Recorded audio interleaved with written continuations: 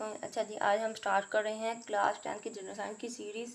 इंशाल्लाह आपके लिए बहुत हेल्पफुल रहेंगी और इम्पोर्टेंट क्वेश्चंस और मुश्किल वर्ड्स के आसान वर्ड्स में भी करवाया जाएगा। तो हमारे वीडियो को फुल वॉच किया करें और चलें जल्दी से स्टार्ट करते हैं। आगे बढ़ने से पहले चैनल को सब्सक्राइब करना मत भूला करें, लाइक और शेयर वीडियोज़ को कर दिया करें अपने फ्रेंड्स के साथ। चलें जल्दी से स्टार्ट करते हैं। क्लास 10 का हमारा आज फर्स्ट लेक्चर है। आपको पता है कि ये क्लास 9 एंड 10 की कंबाइन होती है बुक। तो जो आपका क्लास 10 के अंदर है वो यूनिट 7 से है एनर्जी। 9th क्लास की भी हमारी सीरीज इसकी स्टार्ट है। जो 9th क्लास के बच्चे हैं वो 9th क्लास की सीरीज भी ले सकते हैं। तो जल्दी से स्टार्ट देते हैं। अच्छा जी, सबसे पहले हम देख लेते हैं बाद में हम सीखेंगे क्या क्या कुछ, ठीक है। इसमें हम वर्क और एनर्जी के बारे में सीखेंगे। एनर्जी की नुमाइश, एनर्जी की मुख्तलिफ इक़साम, एनर्जी और माहौल, एनर्जी का बाहमी तबादला, माहौल की अबतरी। अबतरी कहते हैं बुरी हालत को। एनर्जी की तलब, न्यूक्लियर फ्यूल से लाहक खतरात, इलेक्ट्रिकल एनर्जी का हसूल और एनर्जी का तहफ़्फ़ुज़, एनर्जी की हिफाजत, तहफ़्फ़ुज़ कहते हैं हिफाजत को। ये चीज़ें हम इस इस चैप्टर के अंदर सीखेंगे, ठीक है। जल्दी से स्टार्ट करते हैं। एनर्जी हमारी ज़िंदगी का लाजमी जुज़ है। जुज़ कहते हैं हिस्सा, ठीक है। एनर्जी क्या है? हमारी ज़िंदगी का लाजमी हिस्सा है। हमारी रोज़मर्रा ज़िंदगी में एनर्जी मुख्तलिफ शक्लों में इस्तेमाल होती है। सुबह से शाम तक हम बेशुमार काम करते हैं, इसके लिए हमें एनर्जी खर्च करना पड़ती है। जब हम काम करके थक जाते हैं तो हमें खुराक की तलब महसूस होती है। ये बेसिक नीड्स हैं हमारी। और आपने देखा होगा जब आप काम करते हैं या बहुत ज़्यादा काम कर लेते हैं तो आपको फ़ौरन भूख लग जाती है। जब हम काम करके थक जाते हैं तो हमें खुराक की तरह महसूस होती है। खुराक हमें एनर्जी मुहैया करती है। रोशनी के बगैर हम कोई काम नहीं कर सकते। रोशनी भी एनर्जी है। सर्दियों में हमें खुद को गर्म रखने के लिए हरारत चाहिए, यह भी एनर्जी की एक किस्म है। गर्मियों में ठंडक के लिए पंखे चलाए जाते हैं। घरों में रेफ्रिजरेटर और एयर कंडीशनर्स चलते हैं। रेफ्रिजरेटर ये जो हमारे फ्रिज वगैरह होते हैं उनको कहा जाता है, और एयर कंडीशनर ये AC वगैरह जो होते हैं, ठीक है।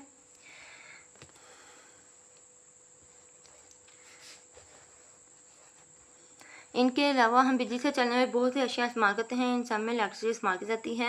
इलेक्ट्रिसिटी इन्हें चलाने के लिए एनर्जी मुहैया करती है। इलेक्ट्रिसिटी बिजली को कहते हैं, ठीक है। मोटरसाइकिल, गाड़ियाँ, हवाई जहाज़, बहरी जहाज़ चलाने के लिए ईंधन खर्च करना होता है। ये एनर्जी फ्राहम करता है। जो हम मशीनों का इस्तेमाल ज़्यादा करते जाते हैं एनर्जी की तलब भी बढ़ती जाती है। ज़्यादा एनर्जी की हमें ज़रूरत होती है। यहाँ से कुछ ऐसा नहीं है जो आपने याद है, सिर्फ कंसेप्ट क्लियर करने के लिए थे ये आपके। अब हम आगे देखते हैं वर्क एनर्जी। अच्छा, जो का एनर्जी के सही तरीके करने के लिए पहले हम वर्क के मतलब जानना होगा। हमें काम का पता होगा तो फिर हम एनर्जी की सही डेफिनेशन कर सकते हैं। अच्छा, देखते हैं वर्क क्या है। एक आदमी सारा दिन दफ्तर में काम करता है। अच्छा, ये उन्होंने एग्जांपल दी है। क्या है कि एक आदमी जो है वो दफ्तर के अंदर सारा दिन काम कर रहा है, या एक मजदूर लकड़ी का बॉक्स उठाकर आधा घंटा खड़ा रहता है। बधाई, दोनों आदमी ने काम किया है। मतलब जो काम कर रहा है वो भी काम कर रहा है, जो दफ्तर के अंदर कर रहा है, और जो बॉक्स उठा के खड़ा है वो भी काम है। लेकिन साइंसी इस्तिलाह में, इस्तिलाह कहते हैं साइंस के अंदर साइंसी तौर पर, साइंस के एतबार से इससे वर्क तस्लीम नहीं किया जाता है। फिजिक्स में वर्क की एक मखसूस तारीफ है। जब कोई फोर्स किसी जिस्म पर अमल करे, इसे एक जगह दूसरी जगह ले जाए, यानी इसे डिस्प्लेस कर दे, तो कहा जाता है कि फोर्स ने जिस्म पर वर्क किया।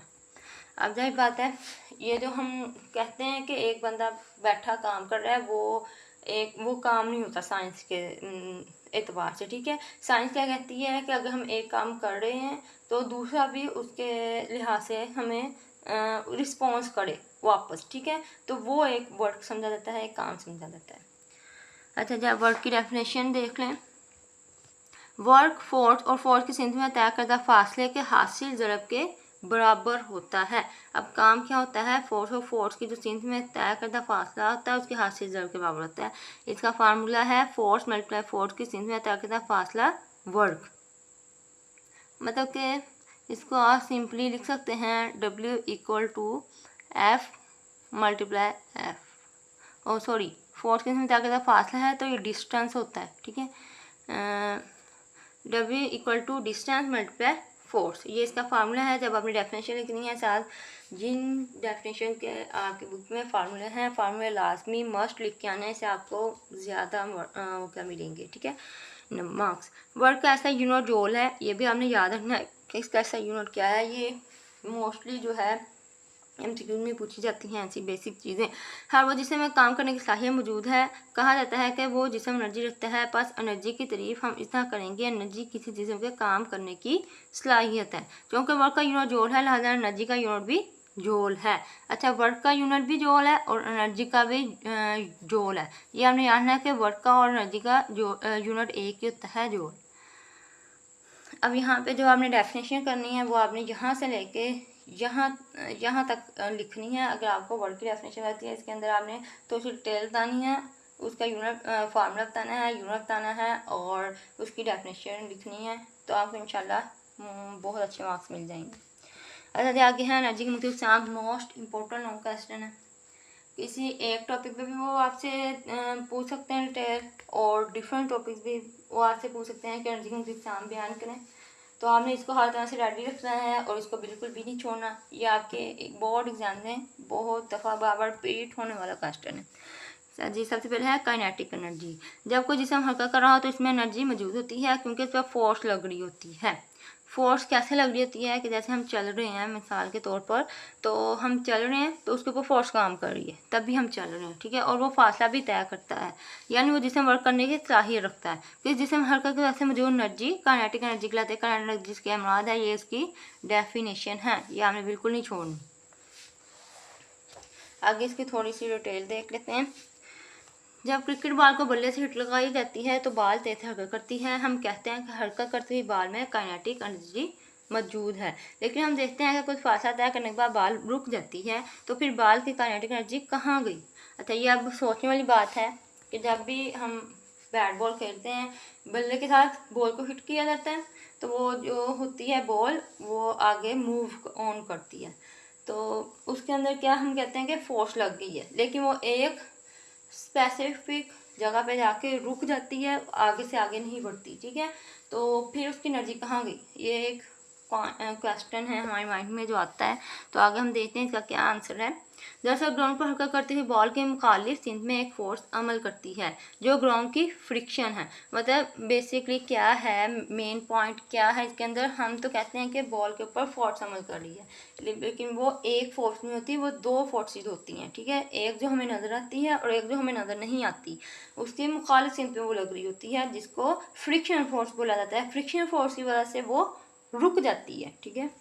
फ्रिक्शन की फोर्स बॉल के रुकने का सबब है, यानी सबब कहते हैं वजह बनती है। यहाँ हवा के फ्रिक्शन काबिल नज़रअंदाज है। मतलब जो हवा है, जहाँ तक वो रहेगी वहाँ तक जो हमें नज़र आएगी फोर्स वो लगती जाएगी, और जब हवा कम हो जाती है, जहाँ पे एक पॉइंट पे जाके वो फ्रिक्शन फोर्स होती है, वहाँ पे हवा तकरीबन ना होने के बराबर लगती है। बाल को अपने हरकत जारी रखने के लिए फ्रिक्शन के मुखालिफ इतनी ही फोर्स लगाना पड़ती है। इस तरह बाल फ्रिक्शन के खिलाफ वर्क करती है, जो कि इसकी फोर्स से तय करदा फासले के हासिल ज़रब के बराबर है।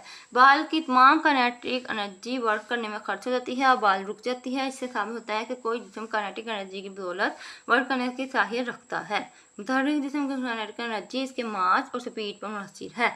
जितना मास या स्पीड ज़्यादा होगी, उतनी जिस्म की काइनेटिक एनर्जी भी ज़्यादा होगी। ये आपने लाइन याद रखनी है, ठीक है। अच्छा, अगर आपसे पूछा जाता है काइनेटिक एनर्जी पर नोट लिखें, सबसे पहले आपने इसकी डेफिनेशन लाजमी लिखनी है। उसके बाद ये आपने क्रिकेट वाली जो है वो एग्जांपल देनी है, और उसके बाद ये लास्ट वाली लाइन आपने लास्ट में लिखनी है।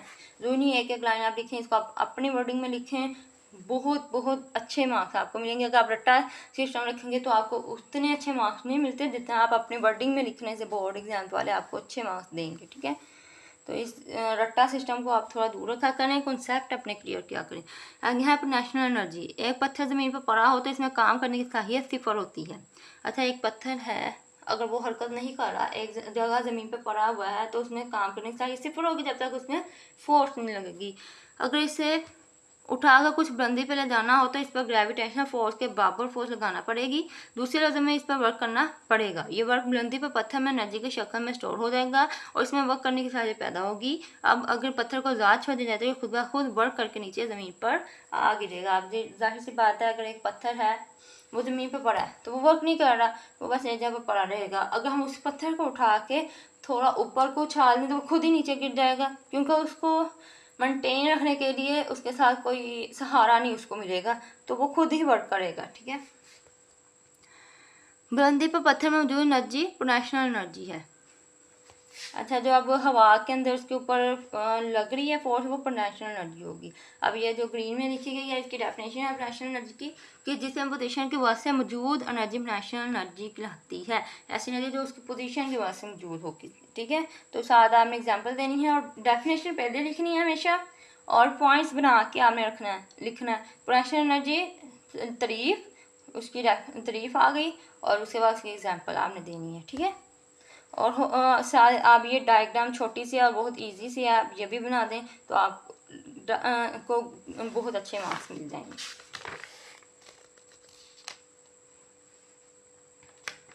चलिए चलें, आज की वीडियो हमारी यहाँ तक की है। उम्मीद है आपको बहुत अच्छे से समझ आ गई होगी। नेक्स्ट वीडियो तक के लिए इजाज़त दीजिए। अल्लाह हाफिज़, दुआ में याद रखिएगा और चैनल को सब्सक्राइब करना मत भूलिएगा।